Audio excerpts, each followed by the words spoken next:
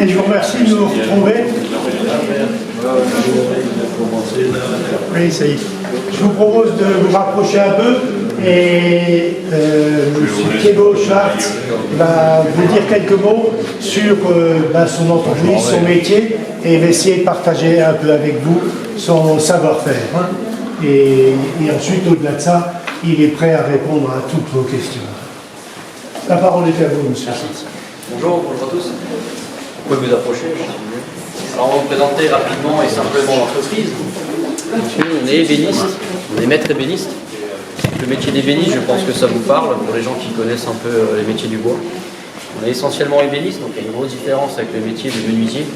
L'ébéniste, normalement, fabrique du mobilier, on restaure également du mobilier d'art ou du mobilier plus contemporain. Mais le métier évolue beaucoup actuellement. On tend beaucoup à faire plutôt de l'agencement en intérieur. On fabrique également beaucoup de placards, de cuisine, de placards sur mesure, de fabrication de portes et de mobilier très moderne. On a aujourd'hui présenté quelques pièces qui ont été réalisées par nos apprentis. On forme régulièrement nos apprentis au niveau des CAP, en brevet technique, également jusqu'en brevet de maîtrise. On les forme dans nos ateliers, donc c'est des formations qui peuvent s'étaler sur 8 ans. Ils sont encadrés chez nous à l'entreprise 2 à 3 semaines par mois. Ils font ensuite une semaine de formation en centre de formation, où ils sont encadrés sur des métiers, sur des disciplines un peu plus théoriques et également pratiques.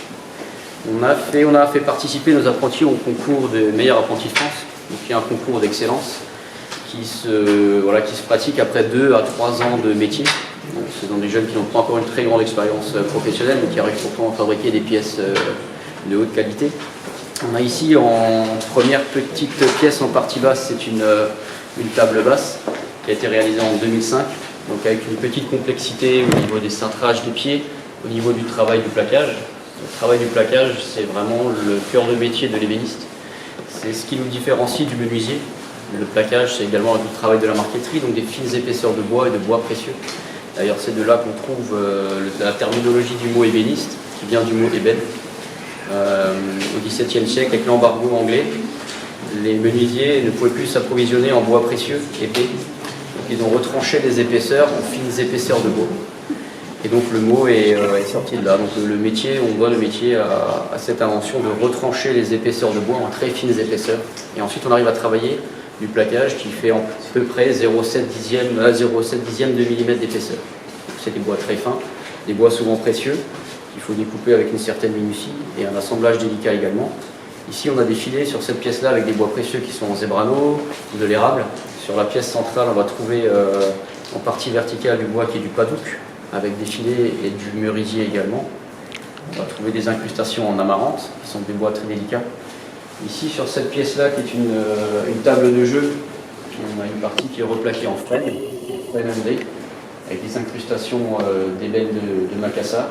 C'est une pièce qui a été présentée en 2011 par l'un de nos apprentis, qui a été promu le meilleur apprenti de France. Donc, il a eu la médaille d'or nationale, il a eu la plus haute distinction, il a eu d'abord des sélections régionales, d'abord départementales, même puis régionales. Ensuite, 2 mois après, on a fait la présentation nationale. C'est des pièces qui vont passer devant une commission de meilleur ouvrier de France. Donc les pièces sont décortiquées, sont tournées dans tous les sens, sont vérifiées, sont notées, avec pas mal de minutie. Et ensuite, on attribue une note et puis le meilleur apprenti obtiendra la médaille d'or.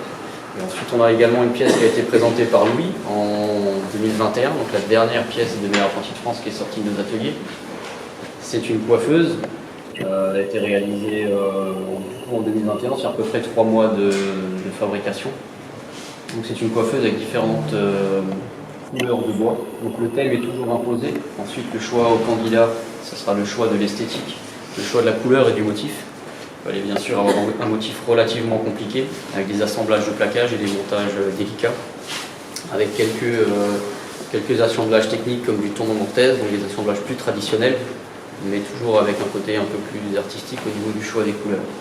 Donc lui, il va pouvoir vous présenter sa pièce, puisque c'est lui qui l'a fabriquée. Il va nous la présenter maintenant. Donc c'est une coiffeuse qui a été réalisée comme dit en 2025 avec 2 abattants. Donc j'avais d'abord un bon travail de plaquage parce que le plaquage était laissé en choix libre. On devait seulement respecter quelques codes et que les 2 couleurs se mélangent au centre. Donc moi j'étais d'abord parti sur différents assemblages de plaquage et je suis finalement resté sur ce modèle-ci parce que je trouve que c'est celui qui se mariait le plus avec la coiffeuse et qui était en termes techniques le plus élaboré. Donc d'abord j'ai dû créer des bandes de plaquage, comme celle-ci à peu près, et puis tailler tous les angles pour pouvoir créer les motifs, et puis assembler tout le plaquage ensemble. Une fois que tout le plaquage a été assemblé, j'ai dû les coller, les presser, et puis tout poncer, que ce soit vernissable. J'ai dû incruster aussi les pivots et les abattants pour pouvoir les ouvrir, les miroirs. Et au milieu, j'ai un caisson central assemblé par queue d'aronde, qui est aussi un assemblage traditionnel et qui demande pas mal de minutie. Et donc voilà, là en ce moment, je suis en train de réaliser un plaquage pour quelques incrustations. Je ne sais pas si vous voyez, j'ai dessiné d'abord une épure, donc un modèle de ce que je vais réaliser. J'aurai un fond en noyer que je vais laisser tel quel, et à l'intérieur je vais incruster quelques bandes d'érable, donc que j'ai d'abord débité avec la scie à plaquage et que j'incrusterai ensuite avec le scalpel.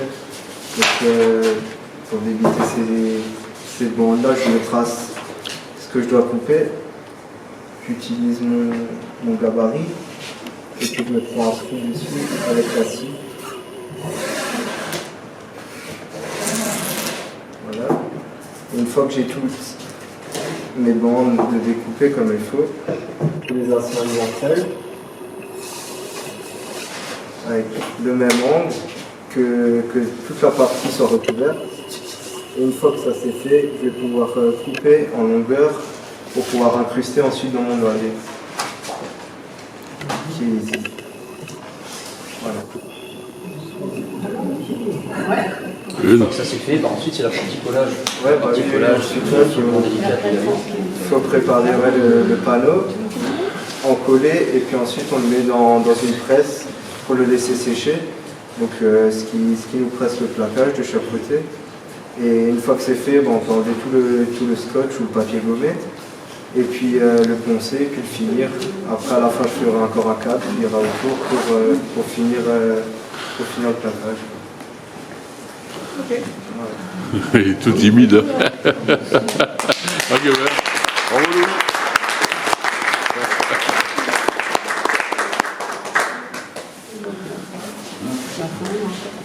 Merci pour votre attention. Rappelle juste à peu près les heures de fabrication que tu as eues sur ta pièce. De fabrication, j'ai pas vraiment d'heures, mais le sujet m'a demandé à peu près 250 heures entre le dossier, les plans, la fabrication. Il y a aussi pas mal de gabarits à fabriquer pour le plaquage. Il y a toute la pièce à réaliser. On avait tout un dossier pour expliquer toutes les parties du meuble, comment on les a fait. Il fallait tout expliquer, prendre des photos pour que le jury puisse voir exactement les méthodes qu'on a eues pour pouvoir faire ce Et puis avant de fabriquer une pièce, il y a aussi la grosse partie, la grande partie qui est la partie de la conception. C'est-à-dire qu'il y a l'élaboration d'une pièce, il y a le choix des matériaux, il y a la réflexion sur la manière dont on va la fabriquer. Ça, dans notre métier, c'est une partie quand même relativement importante dans le métier.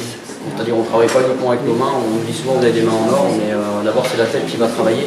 C'est la réflexion sur le métier, c'est l'approche qu'on va avoir par rapport à la pièce, par rapport à l'esthétique qu'on va lui donner, ou sur certains projets, comment on va les accompagner avec le client. Ça va être un échange avec le client par rapport aux produits qu'on va utiliser, par rapport à l'agencement de son intérieur, comment il va vouloir vivre son intérieur.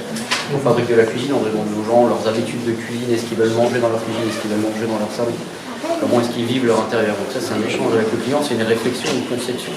On élabore un projet et ensuite on le présente au client.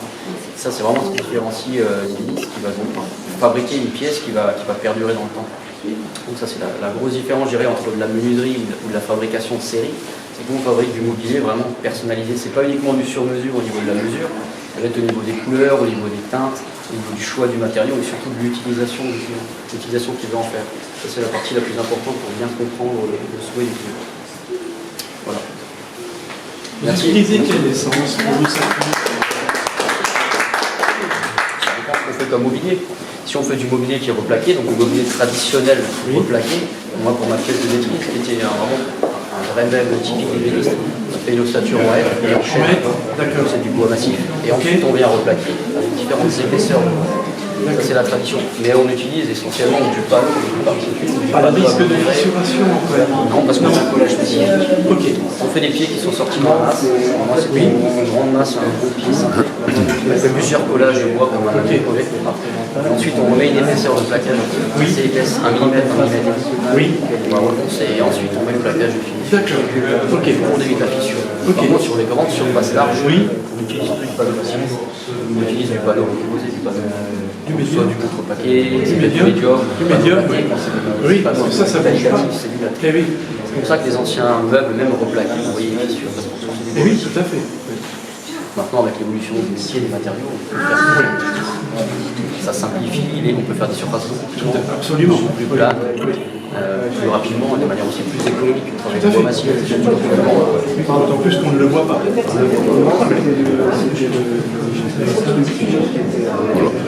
Ok.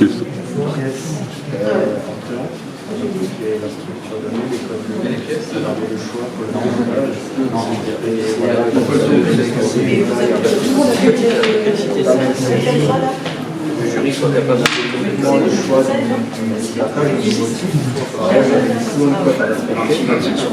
Il fallait que les deux couleurs de chaque